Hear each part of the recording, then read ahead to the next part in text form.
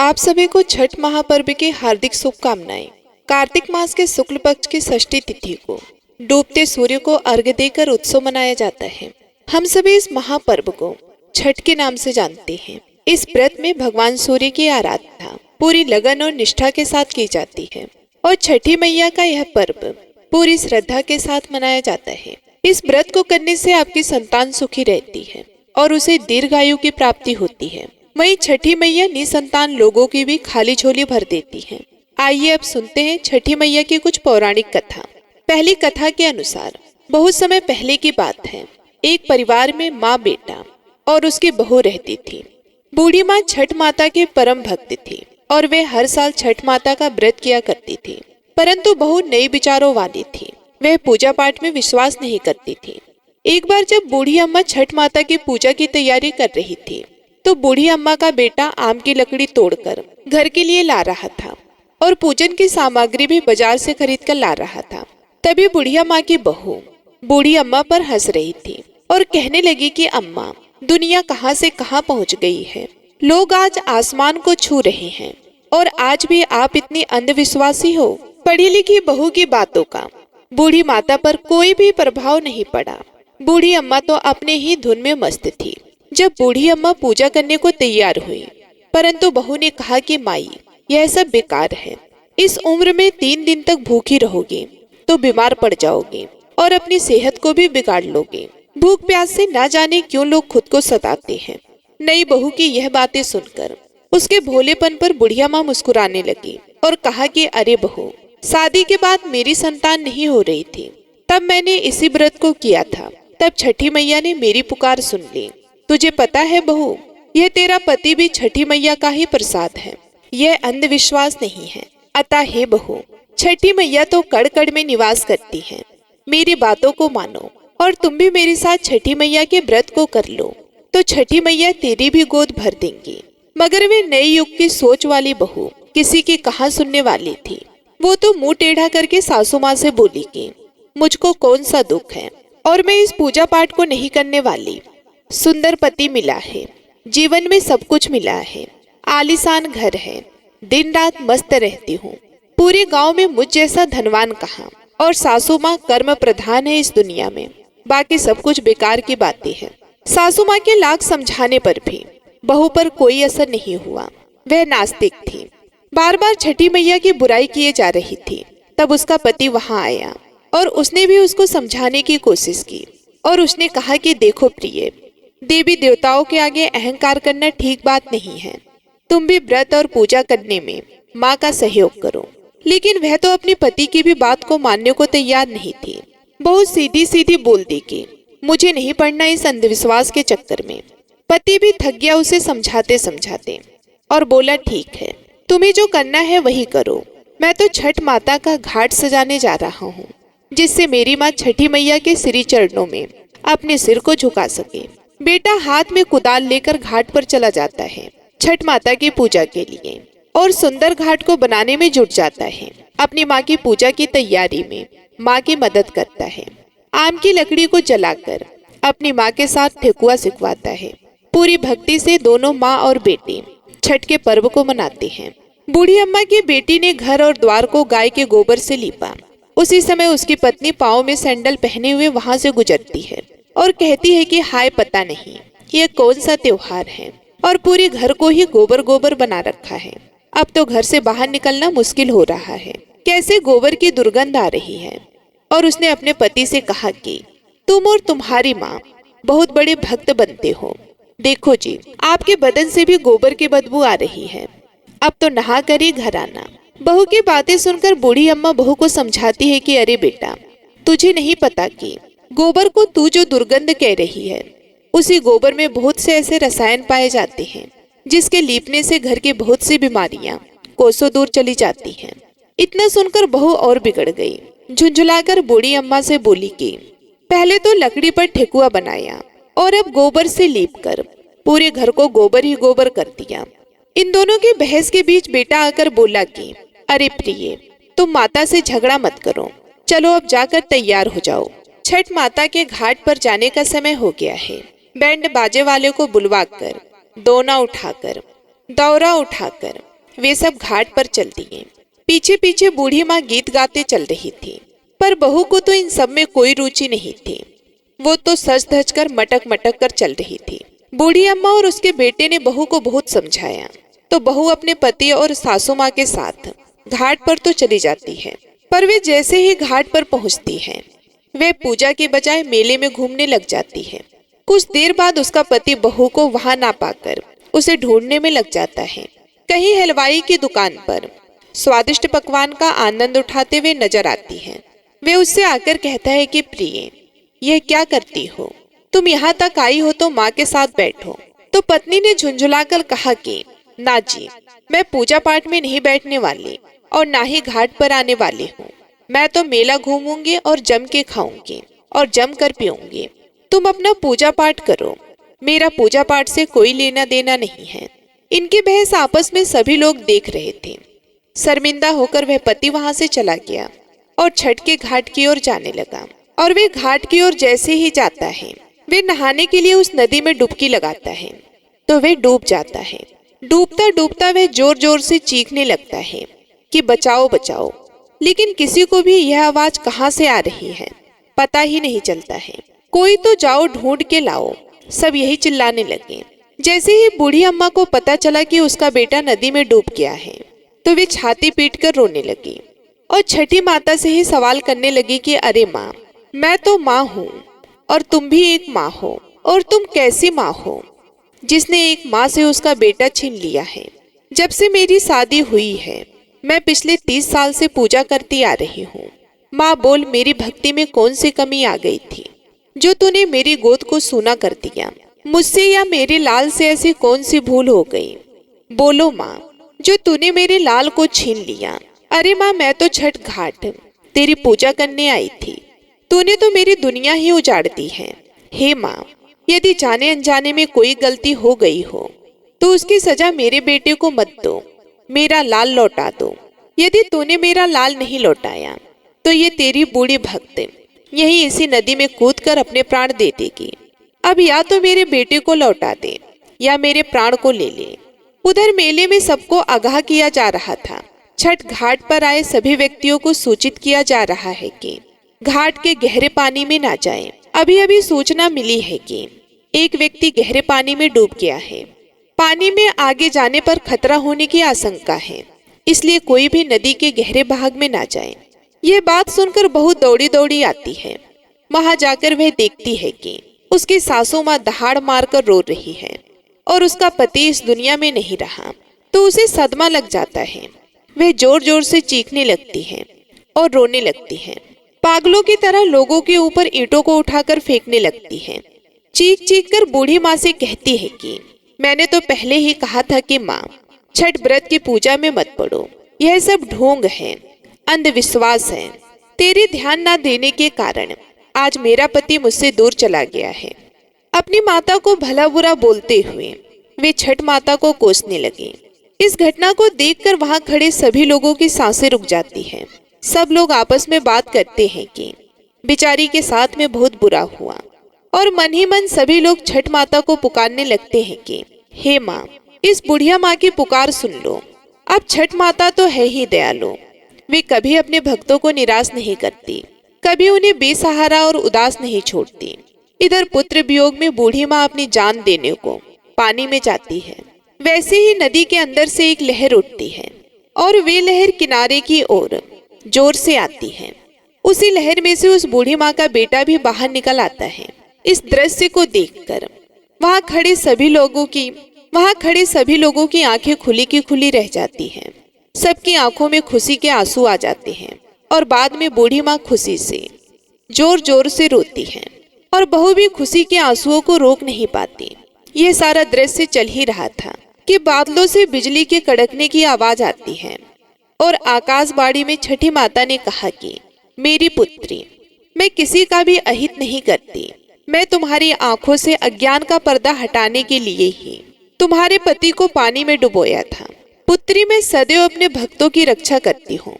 इस कलयुग में जो भी भक्त मेरी पूजा सच्चे मन से करता है, मैं उसकी सभी मनोकामनाओं को पूरी करती हूँ। इतना कहकर छठी माता अंतर्ध्यान हो गई और वहां खड़े सभी भक्तों ने छठी माता के नाम का जयकारा लगाया। अब बहू को भी पछतावा होता है और वे भी अब से छठी माई पर विश्वास करने लगती है। उसने भी छठी माता का व्रत किया और उनकी पूजा करने के लिए वे घाट पर आई और सास और बहू और बेटे ने खुशी खुशी सब मिलकर छठ माता की पूजा की। हे छठी माता, आपने जैसे बहू और सास पर अपनी कृपा की, वैसे ही सभी पर अपनी कृपा बनाए रखना। प्रेम से बोलिए छठी माता की जय। अब आप सुनिए छठी माता की दूसरी कथा। पौराणिक कथा के अनुसार प्रियव्रत नाम के एक राजा थे। उनकी पत्नी का नाम मालिनी था। दोनों की कोई संतान नहीं थी। इस बात से राजा और उसकी पत्नी बहुत ही दुखी रहते थे। उन्होंने एक दिन संतान प्राप्ति की इच्छा से महर्षि कश्यप द्वारा पुत्र यज्ञ करवाया। इस यज्ञ के फलस्वरूप रानी गर्भवती हो गई। 9 महीने बाद संतान सुख को प्राप्त करने का समय आया तो रानी को मरा हुआ पुत्र प्राप्त हुआ। इस बात का पता चलने पर राजा को बहुत दुख हुआ। संतान शोक में वे आत्महत्या का मन बना लेता है। लेकिन जैसे ही राजा ने आत्महत्या करने की कोशिश की तो उनके सामने एक सुंदर देवी प्रकट हुई। देवी ने राजा को कहा कि मैं षष्ठी देवी हूँ। मैं लोगों को पुत्र का सौभाग्य प्रदान करती हूँ। इसके अलावा जो सच्चे भाव से मेरी पूजा करता है, मैं उसके सभी प्रकार के मनोरथ को पूर्ण कर देती हूँ। यदि तुम मेरी पूजा करोगे तो मैं तुम्हें पुत्र रत्न प्रदान करूंगी। देवी की बातों से प्रभावित होकर राजा ने उनकी आज्ञा का पालन किया। राजा और उनकी पत्नी ने कार्तिक शुक्ल की षष्ठी तिथि के दिन देवी षष्ठी की पूरी विधि विधान से पूजा की। इस पूजा के फलस्वरूप उन्हें एक सुंदर पुत्र की प्राप्ति हुई। तभी से छठ का पावन पर्व मनाया जाने लगा। प्रेम से बोलिए छठी माता की जय। अब आप सुनिए सूर्य भगवान की कथा। एक राजा एक रानी थे। उनके पास सिपाही, घोड़े, दास दासियां, धन दौलत सब कुछ था। सिर्फ उन्हें संतान नहीं थी। इसी कारण राजा रानी बहुत ही दुखी रहते थे। संतान प्राप्ति के लिए उन्होंने हर तरह का दान, धर्म, धार्मिक अनुष्ठान, जप, मंत्र, व्रत, पूजा पाठ की, लेकिन कोई भी फायदा नहीं हुआ। अब राजा रानी दोनों ही बुढ़ापे की ओर बढ़ते गए। बुढ़ापे की ओर और बढ़ते गए तो होता क्या है, दोनों गहन सोच में पड़ गए। अब हमारे इतने बड़े राज्य का क्या होगा? कौन बनेगा इस राज्य का वारिस? कौन लेगा प्रजा की जिम्मेदारी? राजा रानी दिन रात इसी चिंता में घूमने लगे। उन्हें खाने पीने की भी सुध नहीं रहती थी। तो एक सुबह राजा के दरबार में एक साधु आता है। तो दासी रानी को उस साधु को कुछ दान देने के लिए कहती है। तब वे रानी दासी से कहती है कि यह मेरा अंतिम दान धर्म है। इसके बाद मैं अपने हाथों से कोई दान धर्म नहीं करूंगी। रानी एक परात में चावल भरकर हाथ में लेकर बाहर आई और साधु जी की झोली में भिक्षा डालने के लिए आगे बढ़ती है तो उसके चेहरे की छाई उदासी साधु की दृष्टि में आई। वे उससे पूछता है, रानी साहिबा क्या हुआ, आप क्यों इतनी उदास हैं? तब रानी साधु को सारी हकीकत बताती है और सिसकने लगती है। उस पर वो साधु कुछ पल के लिए गंभीर हो जाता है और कहता है कि चिंता मत करना रानी साहिबा, आपके संतान की इच्छा पूरी हो जाएगी। आपकी कोख से एक पुत्र जन्म लेगा, लेकिन मात्र वो 14 साल तक ही आप लोगों को मिलेगा। उसके आगे वह इस मृत्यु लोक में नहीं रह पाएगा। इससे बढ़कर आपको कुछ देना मेरे लिए संभव नहीं है। अपनी बात पूरी करके उसने अपनी झोली में हाथ डाला, झोली से कुछ निकालकर रानी को दिया और कहा कि आप और महाराज दोनों इसे बांटकर ग्रहण करना, तुम्हें जल्द ही पुत्र प्राप्त होगा। इतना कहकर साधु अपनी राह पर चला गया। उस रात अपना सारा राज्य का काम खत्म करके राजा जब रानी के महल में गए तो रानी ने राजा को सारी बात बताई और साधु की दी हुई भभूत राजा को दिखाकर बोली कि साधु महाराज ने यह भभूत हम दोनों को ग्रहण करने को कहा है। राजा बोले, इतना दान धर्म किया जब तो कोई फल मिला नहीं, अब के इसके भरोसे हमें संतान प्राप्त होगी क्या? उस पर रानी बोली, जब इतना सब कुछ किया तो इसको भी करके देख लो। अब यह भी साधु के क्रोध को बुलावा क्यों दे? राजा को अब किसी पर विश्वास नहीं था, पर रानी को ठेस ना पहुंचे, इसलिए वह राजी हो गया। उस साधु महाराज का नाम स्मरण करके वे भभूत बांटकर दोनों खाते हैं। इसके बाद दोनों निश्चित होकर सो जाते हैं। तो कुछ दिन गुजर जाते हैं और साधु द्वारा कहे अनुसार रानी गर्भवती हो जाती है। उस पर राजा और रानी दोनों खुशी में फूले नहीं समाते। राजा रानी से बोला, महारानी सचमुच साधु महाराज की कृपा हो गई। तो 9वें महीने 9 दिन और 9 घंटे पूरे होकर रानी ने एक सुंदर गोरे चिट्टे पुत्र को जन्म दिया। राजा ने बड़ी धूमधाम से पुत्र का नामकरण किया। सारे राज्य में 8 दिन तक राजा के बेटे के नामकरण को एक पर्व की तरह मनाया गया। इधर जब ज्योतिष को बुलाया गया तो ज्योतिष कहने लगी कि महाराज, हमारा राजपुत्र सिर्फ 14 साल तक हमारे पास रहेगा। राजा को इस बात की भनक थी, रानी को भी साधु महाराज की बात याद थी। दोनों चुप रह जाती हैं। उसके बाद राजा और रानी बड़े प्यार से बेटी की परवरिश करते हैं, उसकी हर ख्वाहिश को पूरी करते हैं। थोड़े समय के लिए ही सही, भगवान ने संतान की हमारी मुराद पूरी कर दी। इसके लिए वो भगवान को धन्यवाद देते हैं। अब राजपुत्र दिन प्रतिदिन बड़ा होता है। जब 7 साल का हो जाता है तो राजा एक अच्छे गुरु की नियुक्ति करके उसे पढ़ाई लिखाई के लिए राजशास्त्र, शस्त्र विद्या, घुड़सवारी इत्यादि 12 विधाओं का शिक्षा देते हैं। जब उसको सभी शास्त्र विद्याओं का ज्ञान हो जाता है और 12 साल की उम्र का हो जाता है, तब एक अच्छी सी राजकन्या खोजकर उसकी शादी कर देते हैं। तो 2 साल और बीत जाते हैं। बेटा 14 साल का हो जाता है। एक दिन अपने पिता से कहता है कि पिताजी, मैं अपना सारा राज्य घूमकर देखना चाहता हूँ। आज तक मैंने सिर्फ इस राजवाड़े के अतिरिक्त कुछ भी नहीं देखा है। बेटी की बात सुनकर राजा चिंतित हो जाता है, क्योंकि पुत्र को 14वां साल शुरू हुआ था। अब कोई अनहोनी होने का वक्त नजदीक पहुंचा था। लेकिन राजा यह सब बातें पुत्र को बता नहीं सकता था। वह क्या करता है कि चेहरे पर खुशी लाकर बेटे से कहता है कि जरूर जाओ बेटा, तुम्हें अपना सारा राज्य घूमकर देखना चाहिए। कहाँ क्या है यह सब जानना चाहिए। कल मेरे बाद तुम ही तो यहाँ के राजा बनोगे और सारा राजकाज तुम ही संभालोगे। लेकिन मेरे एक मंत्र का ध्यान रखना, तुम जहाँ जा रहे हो, क्या कर रहे हो, यह बात अपनी पत्नी को नहीं बताना। पुत्र कहता है ठीक है पिताजी, आपने जो कहा है मैं वैसा ही करूँगा। अब राजपुत्र दिन भर अपनी पत्नी के साथ मौज मस्ती करता है, खुशियाँ मनाता है और रात को ठीक 12 बजे बिस्तर से उठकर बाहर चला जाता है। फिर दिन निकलने से पहले वापस अपने महल में आकर सो जाता है। ऐसा बहुत दिनों तक चलता रहा। अब पुत्र का 14वां साल खत्म होने में कुछ ही दिन बाकी रहते हैं। इतने में उसकी पत्नी यानी छोटी रानी रात में जग जाती है। वे देखती है कि बिस्तर पर राजपुत्र नहीं है। वे महल में सब जगह देखती है तो राजपुत्र कहीं भी नजर नहीं आता। तो वे क्या करेगी, कैसे करेगी? वे चुपचाप रहती है। फिर दिन निकलने पर देखती है कि उसका पति अपनी जगह सोया हुआ है। वह पति से कुछ नहीं पूछती। लेकिन दूसरी रात भी वैसे ही होता है, तीसरी रात, चौथी रात, ऐसे बहुत दिनों तक चलता है। रानी बहुत ही चिंतित हो जाती है। पति रात को जाता कहाँ है, किससे मिलने जाता है? उसके मन में ढेर सारे सवाल उठते हैं, लेकिन उसे पूछने में डर लगता है, शायद पति गुस्सा ना कर बैठे। सास ससुर से पूछने के बारे में सोचा तो उसकी मान मर्यादा बीच में आ जाती थी। इसी तरह वह मन ही मन कूदती रहती है। इस हालात में उसे खाने पीने में भी दिलचस्पी नहीं होती। वे दुबली पतली हो जाती है। तो उस राज्य में एक फूल बेचने वाली एक बुढ़ी मालिन थी। वे हमेशा छोटी रानी को फूल देने उसके महल में आती थी। उस बुढ़िया का ध्यान छोटी रानी पर जाता है। वे उससे पूछती है कि बेटी, तुम्हें किस बात का दुख है? तुम इस तरह सूख कर कांटा क्यों बनी हो? उस पर रानी कहती है, क्या बताऊं तुम्हें अम्मा, तुम्हारा राजपुत्र हर रात बिस्तर पर से उठकर कहीं चला जाता है और सुबह भर होते ही वापस आकर सो जाता है। वे कहाँ जाता है? प्रेमिका से मिलने जाता है क्या? ये सोच सोचकर मैं अन्न जल ग्रहण नहीं कर पाती और सूख सूख कर इस तरह कांटा बन गई। फिर वे बुढ़िया मालिन उस छोटी रानी को एक उपाय बताती है। कहती है कि बेटी, तू ऐसा करना, आज रात तुम सोना मत, उसके पीछे जाकर देखना कि वे कहाँ जाता है, क्या करता है, उसकी अच्छी तरह से पहरेदारी करना। छोटी रानी कहती है, पर मुझे नींद आ गई तो?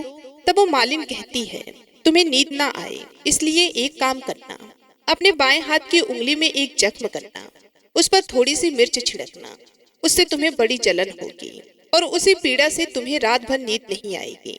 रानी बुढ़िया के कहे अनुसार करती है।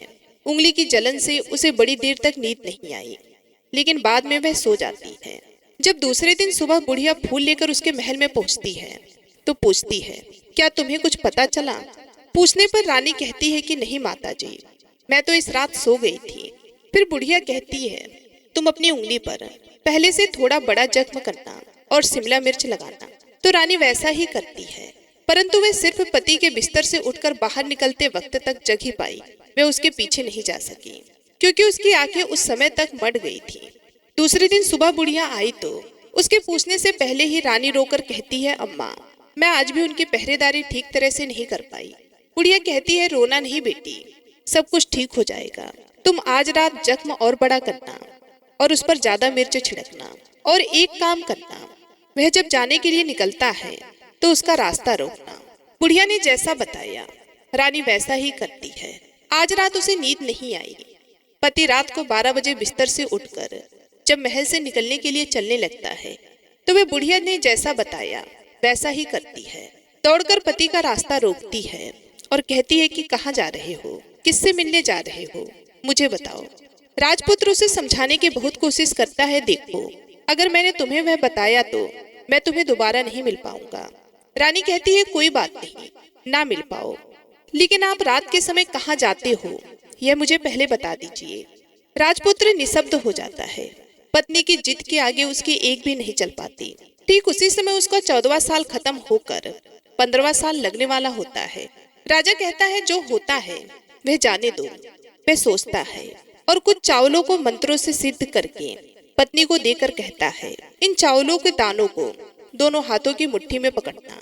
पहले दाएं हाथ में पकड़े चावल मेरे ऊपर फेंकना, मैं कौन हूँ तुम्हें पता चल जाएगा। बाद में बाएं हाथ में पकड़े चावल मेरे ऊपर फेंकना, मैं जैसा था तुम्हें मिल जाऊंगा। लेकिन यदि तुम बिना हाथ के चावल मेरे ऊपर फेंकना भूल गई तो मैं तुम्हें कभी भी नहीं मिल पाऊंगा।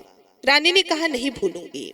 रानी बड़े आत्मविश्वास के साथ कहकर दाएं हाथ में पकड़े चावल पति के ऊपर फेंक देती है तो राजपूत एकदम एक विशाल घोड़ा बन जाता है। एकदम उमता सफेद, गर्दन पर बड़ी लंबी आयत देखते देखते वह तेजी से दौड़ने लगता है। रानी उस घोड़े को एकदम भौचंका होकर देखने लगती है। पति ने बाएं हाथ के चावल फेंकने की जो बात कही थी वह भूल जाती है। उसकी आंखों के सामने घोड़ा महल से बाहर निकलकर चला जाता है। घोड़ा जो महल से बाहर जाता है तो वापस नहीं आता। अब रानी को बड़ा पश्चाताप होता है। वह स्वयं को कोसने लगती है, लेकिन अब उसका कोई फायदा नहीं होने वाला था। राजपुत्र नहीं आने वाला था। सुबह होते ही महाराज महारानी को सब बात पता चलती है। उन्हें बहुत दुख होता है। वो बिस्तर पकड़ लेते हैं और देखते हैं कि एक दिन उसका बेटा वापस आ जाए। इस तरह 1 महीना गुजरा, 2 महीने गुजरते हैं, 3 महीने गुजरते हैं, आखिर 6 महीने पूरे होते हैं। राजपुत्र का कोई अता पता नहीं लगता। राज्य के प्रधान राजपुत्र को ढूंढने के लिए राज्य के गांव और गांव में सिपाही भेजता है, लेकिन उन्हें कोई सफलता नहीं मिलती। इधर रानी के अपनी करनी के कारण पति गायब हो गया। ये सोचकर स्वयं को मन ही मन कोसती है और सोचती है कि कुछ भी करके पति को ढूंढ लेगी और उसे वापस घर लेकर आएगी। यही सोचकर वे सास ससुर के महल में जाती है और कहती है कि मैं अपने पति की खोज में जा रही हूँ। महाराज महारानी को और क्या चाहिए था, कुछ भी करके उनका बेटा उन्हें वापस मिलना चाहिए था। वो बहू को जाने की अनुमति देकर कहने लगी, बेटी तुम जो चाहे वह करो, जहाँ जाना वहाँ जाओ, लेकिन हमारे बेटे को वापस लेकर आओ। अब रानी अपना शाही भेष बदलकर एक सेठानी बन जाती है। कुछ नौकरों को साथ ले लिया, कुछ सामान साथ ले लिया और राज्य की सीमा पर जाकर वहाँ एक भोजनालय खोल दिया। वहाँ आने जाने वाले सभी यात्रियों को खाना मुफ्त में देने लगी, लेकिन मात्र एक छोटी सी शर्त रखी। खाना खाने वाले को उसकी अच्छी कोई अजीब चीज उसकी मालकिन को यानी कि राजकन्या को बतानी पड़ेगी। तो वहाँ आने वाला हर नागरिक अपनी तरफ से मैंने ये देखा, मैंने वह देखा, ये कहकर मुफ्त में खाना खाकर जाता था। परंतु रानी को जो बात चाहिए थी वह अब तक नहीं मिल सकी। ऐसे ही कुछ दिन बीत गए तो इधर क्या होता है कि रानी के महल में फूल लेकर जाने वाली बुढ़िया के एक बेटा और एक बहू थे। उनका एक छोटा बेटा था, यानी बुढ़िया का एक पोता था। तो बेटा और बहू सुबह काम के लिए निकलते थे तो पोते को संभालने की जिम्मेदारी बुढ़िया पर रहती थी। बुढ़िया दिन भर पोते को संभालती थी। एक दिन बुढ़िया को पान खाने की आदत थी, तो पान लगाने के लिए चूना चाहिए था और उसको उसी समय गोबर भी काटने जाना था। तो वे गोबर की टोकरी अपने सर पर रखकर चरवाहे के मैदान में गई। वहाँ बहुत सारे गंध थे। उन्हें जमा करते करते उसे घर आने में अंधेरा हो गया और इधर शाम होते ही काम से वापस बेटा बहू घर पहुंचे तो देखा कि बच्चा घर पर अकेला है और रो रहा है। वो दोनों गुस्से से लाल पीले हो गए। इतने में बुढ़िया घर आ पहुंची। बेटा ने पूछा, पोते को घर पे अकेला छोड़कर कहाँ गई थी? मैं गोबर के कंडे इकट्ठे करने गई थी। इस पर बेटा बोला, दोबारा बच्चे को घर पर अकेला छोड़कर यदि कहीं गई तो मैं तुम्हें बहुत पीटूंगा। बुढ़िया कहने लगी, नहीं बेटा, फिर कभी ऐसा नहीं करूंगी। लेकिन दूसरे ही दिन बुढ़िया वह बात भूल गई और फिर चरवाहे के मैदान पर कंडे इकट्ठे करने चली गई। शाम को जब बेटा बहू काम से वापस लौटे तो देखते हैं कि बच्चा घर पर अकेला है और रो रहा है। अब उसके बेटे की सहन शक्ति खत्म होने लगी और बुढ़िया के वापस आने पर उसे घर से निकाल दिया। बुढ़िया रात भर घर के बाहर अंधेरे में बैठी रही और सुबह होते ही हाथ में टोकरी लेकर कंडे इकट्ठे करने के लिए निकल गई। उस दिन उस पर कंडे इकट्ठा करने का मानो पागलपन सा चढ़ गया था। कंडे इकट्ठे करते करते अब अंधेरा छा गया, उसे मालूम ही नहीं चला। जब उसे ध्यान आया तो गांव का रास्ता भी ठीक तरह से दिखाई नहीं दे रहा था। वे अंधेरे में आंखें फाड़ कर देखते देखते किसी तरह आगे निकल पड़ी। तो होता क्या है कि एक कपिला गाय छन छन की आवाज करते, गले में घंटी बजाते ठुमक ठुमक कर उसी मैदान पर आ गई।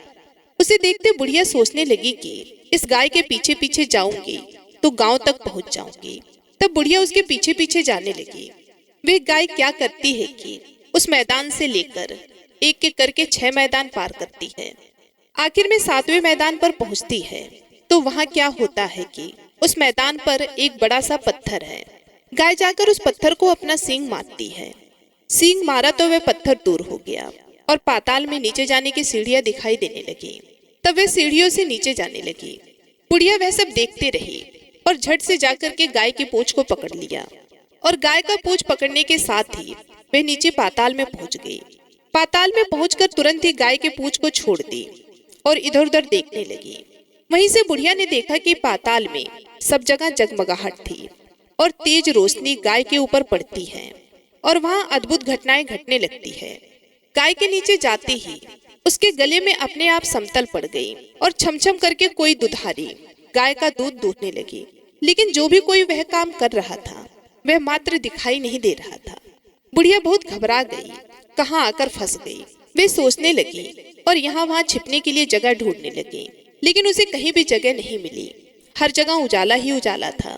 तो वे कोने में खड़ी रह गई और जो कुछ सामने हो रहा था वह उसे चुपचाप देखने लगी। कुछ पल के बाद वह झट से एक उम्दा सफेद घोड़ा आया।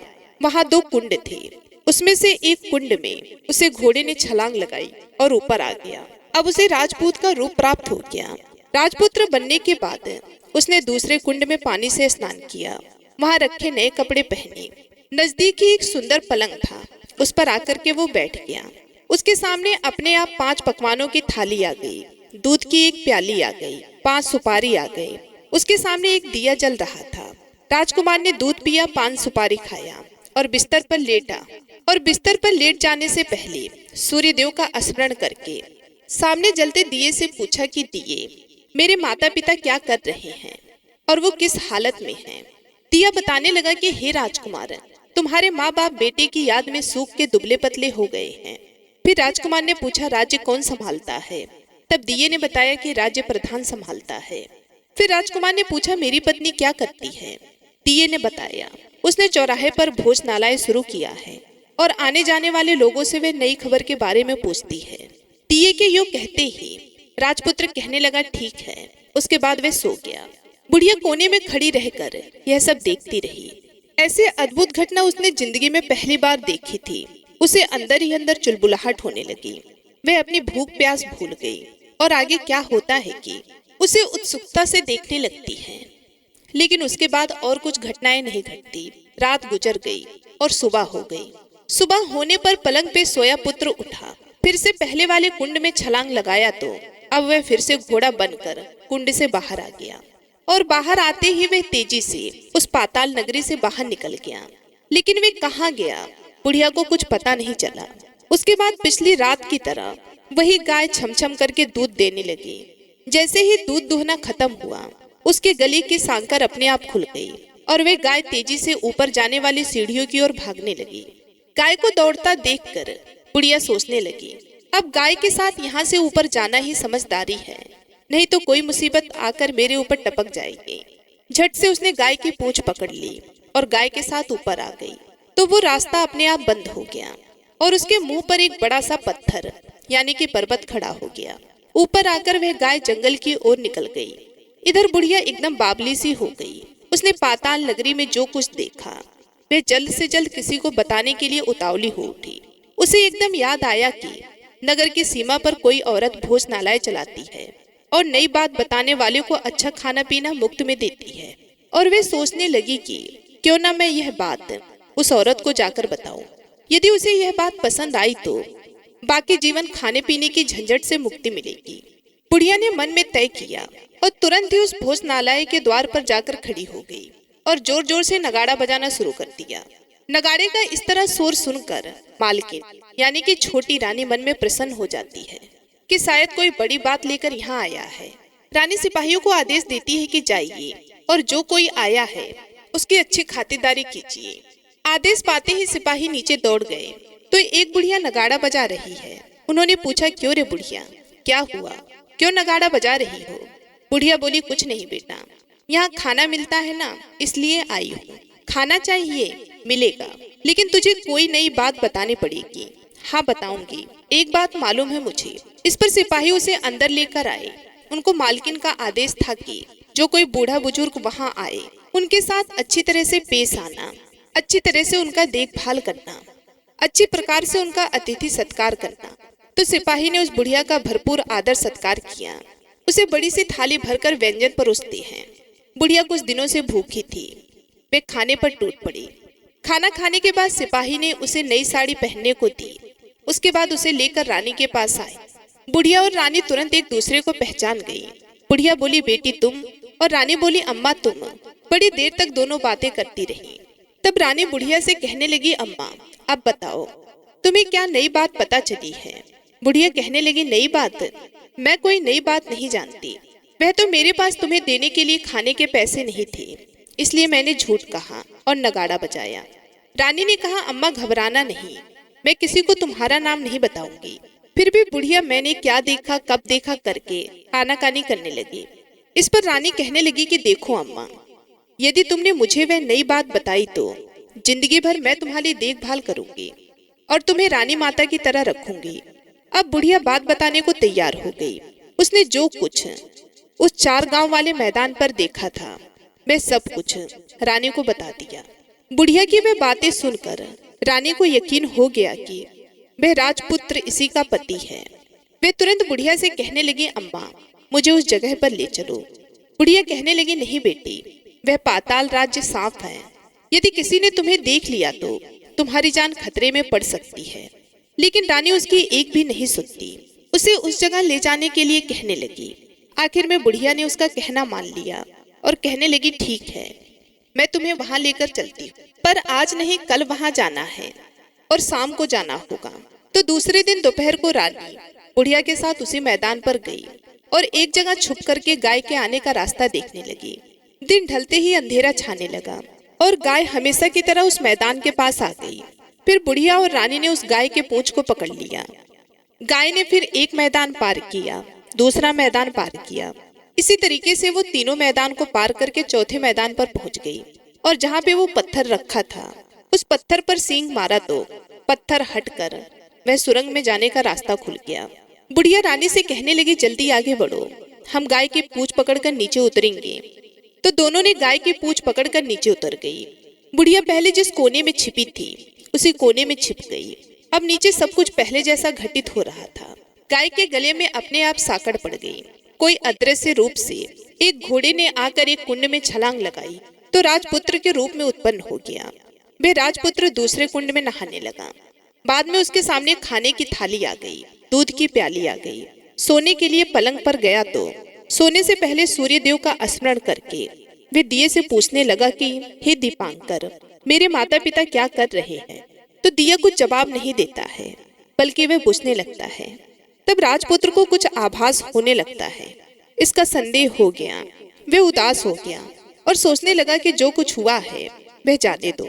ऐसा सोचकर सोने के लिए बिस्तर पर लेट गया। अब रानी का संयम छूट गया। वह दौड़कर पति के पास गई और उसके पैर पकड़ने के लिए आगे बढ़ने लगी। राजपुत्र तुरंत ही अपनी पत्नी को पहचान गया। वह झट से पीछे गया और चिल्लाने लगा, नहीं नहीं। दोनों हाथ जोड़कर पति से अपनी भूल स्वीकार करने लगी। स्वामी, मुझसे भूल हो गई। मुझे आपसे नहीं पूछना चाहिए था आप रात को कहाँ जाते हो। मैं अपनी भूल स्वीकार करती हूँ। मुझे मेरी भूल की सजा मिल गई है। अब आप घर चले। आपके वियोग में आपके माता पिता ने बिस्तर पकड़ लिया। आपकी प्रजा भी बहुत दुखी है। उस पर राजपुत्र कहने लगा, वही तो, एक बार तुम गलती कर बैठी हो। अब दोबारा मत करना, नहीं तो अब मैं तुम्हें जो दिख रहा हूँ वे कभी दिखूंगा नहीं। रानी अब बिलाप करने लगी, जोर जोर से जमीन पर सर पटकने लगी। राजपुत्र के मन में उसके प्रति दया उत्पन्न हो गई। वह उसे कहने लगा, यदि तुम मुझे पाना चाहती हो तो तुम्हें एक काम करना होगा। काम कठिन है, लेकिन वह तुम्हें अकेले करना होगा। रानी ने कहा, कहो स्वामी, कितना भी कठिन काम हो मैं वह पूर्ण करूंगी। रानी कहने लगी। इस पर राजपुत्र ने उसे बताया, इस पाताल से ऊपर जाते ही तुम्हें एक घना जंगल नजर आएगा। ऐसे 6 जंगल पार करने के पश्चात 7वां जंगल मिलेगा। वह जंगल सबसे घना है। उस जंगल में बीचों बीच एक पीपल का पेड़ है। उसके आसपास की जगह पेड़ पालों, कांटे इत्यादि से ढक चुकी है। वहां बाघ, शेर, भालू, सांप सभी धमा चौकड़ी करते हैं। तुम्हें उन सबको भगाकर वह जगह साफ करनी है।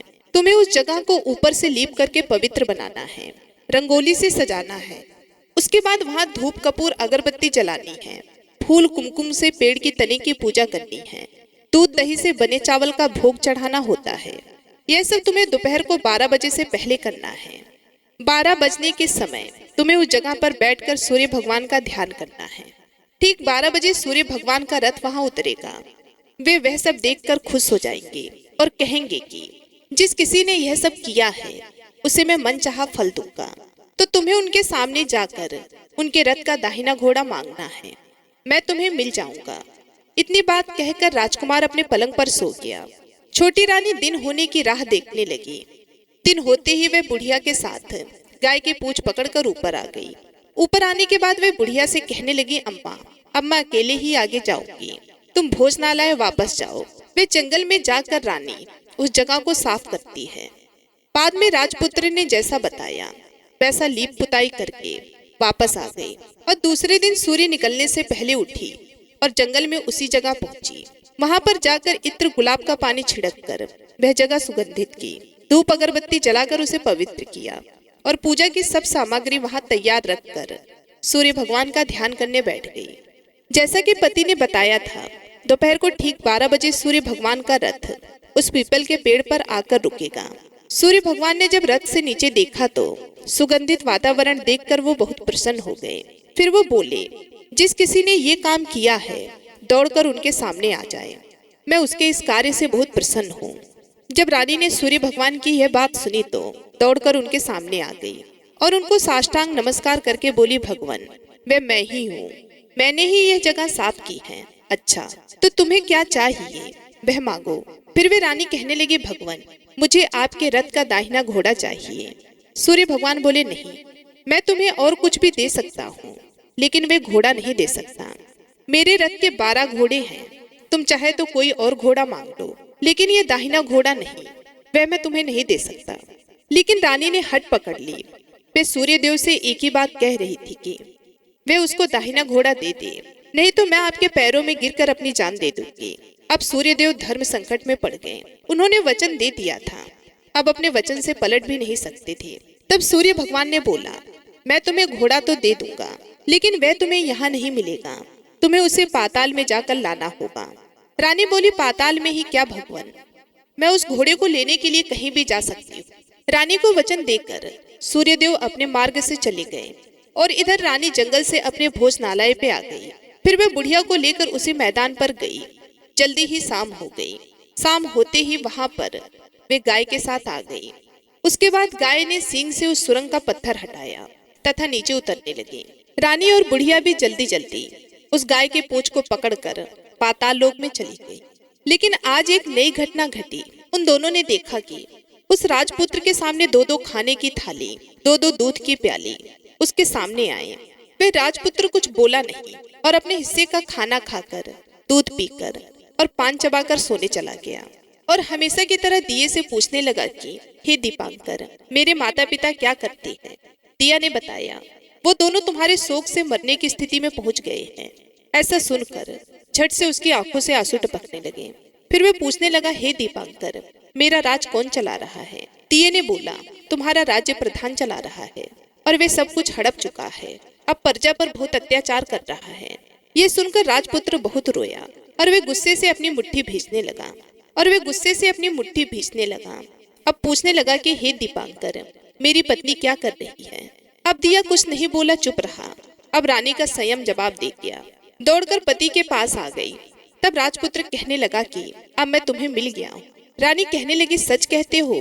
अब आप फिर से घोड़ा तो नहीं बनोगे? राजपुत्र कहने लगा, नहीं, दोबारा घोड़ा नहीं बनूंगा। तुमने जो इतने सारे कष्ट उठाए हैं मुझे अपनाने के लिए, इसलिए सूर्य देव ने मुझे सदा के लिए घोड़े के जन्म से मुक्त कर दिया है। राजपुत्र ने बड़े प्यार से कहा और उसे गले लगाया, उसके आंसू पोंछे। कुछ देर पश्चात सुबह हो गई। इधर गाय की सांकर खुल गई और वे ऊपर पाताल लोक को छोड़कर भूलोक जाने लगे। रानी, राजपुत्र और बुढ़िया उस गाय की पूंछ को पकड़कर ऊपर आ गए और अपने भोजनालय पर पहुंचे। वहां का सब सामान लोगों में बांट दिया और उसको ताला लगाकर अपने राज्य में लौट गए। राजपुत्र वापस आता है। उसके तेवर देखकर प्रधान घबरा गया। राजपुत्र ने उसे बंदी बनाकर कैद खाने में डाल दिया और राज्य की बागडोर अपने हाथ में ले ली। उसके बाद वो अपने माता पिता से मिलने के लिए उनके महल में गया। तब राजपुत्र क्या देखता है कि उसके माता पिता उसके शोक में अस्थि पंजर बने हुए हैं। पुत्र को वापस आया देखकर राजा रानी की आंखों से टप टप आंसू बहने लगे। उन दोनों ने पुत्र को गले लगाया, उसे प्यार से सहलाया। इतना होने के बाद उनके सेहत में एकदम सुधार आने लगा। वो अब बिस्तर से उठकर बैठ गए, पुत्र को आशीष देने लगे। राजपुत्र के आने की खबर तुरंत राजभर में फैल गई। प्रजा खुशी से फूली नहीं समाई। प्रजाजन राजमहल के सामने इकट्ठे हो गए। राजपुत्र ने भी उन्हें दर्शन दिए और आज से उन्हें कोई दुख नहीं पहुंचाएगा, ऐसा वचन भी दिया। अब राजा अपने पुत्र का राजाभिषेक करके उसे सिंहासन पर बिठाता है और बहू को महारानी का दर्जा देता है और स्वयं अपनी पत्नी के साथ ईश्वर का भक्ति भाव करके खुशी से दिन बिताता है। महाराज बना राजपुत्र अच्छी तरह से राज्य चलाने लगा और अपनी पत्नी के साथ सुख शांति से जीवन बिताने लगा। उस बुढ़िया को रानी ने अपने पास ही रख लिया, उसकी अच्छी तरह से देखभाल करने लगी। बुढ़िया और उसके बुढ़ापे के दिन खुशी से गुजरने लगे। कहानी समाप्त होती है।